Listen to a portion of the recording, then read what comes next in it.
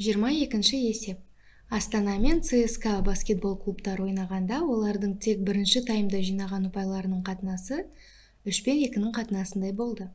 Тек екінші таймда жинаған ұпайларының қатынасы 6-ның 5-ке қатынасындай болды. Және белгілі, Астана 2 таймда да бірдей ұпай жинаса, ЦСКА екінші таймда біріншіге қарағанда 4 ұпай көбірек жинады. 2 тайм біткенде жалпы есеп қандай болды? Біз былай жазайық. Бізде бірінші тайм бар және екінші тайм бар. Және әр таймдағы олардың ұпайларының қатынасы әртүрлі.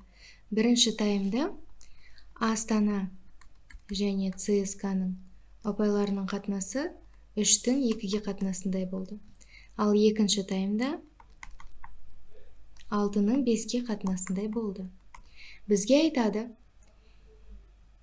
Астана 2 таймда да бірдей ұпай жинады дейді. Бірақ біз мұнда көріп тұрмыз, 3 және 6 ол бірдей емес. Неге? Себебі бірінші таймда жинаған ұпайларын басқа санға, ал екінші таймда жинаған ұпайларын басқа санға қысқартқан.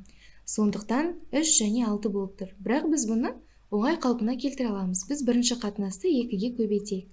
Ендеше ол 6-ның 4-ке қатынасындай болады. Енді міне ұпайлары теңесті, яғни Астана 2 таймда да бірдей ұпай жинады.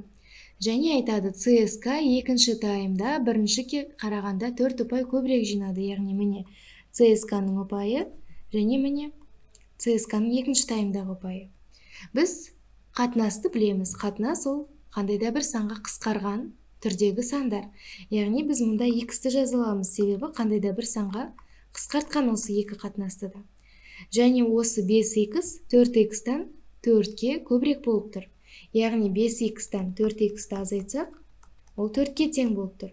Біз осы жерден x-тің 4-ке тең екендігін табамыз. Яғни 2 қатынасты да 4-ке қысқартқан болып тұр. Енді, егер x-іміз 4-ке тең болса, онда біз жалпы ұпайларын таба аламыз. Бірінші таймда Астана 6 көбейтілген 4 24 ұпай жинаған, ал ЦСКА 4 көбейту 4 16 ұпай жинаған.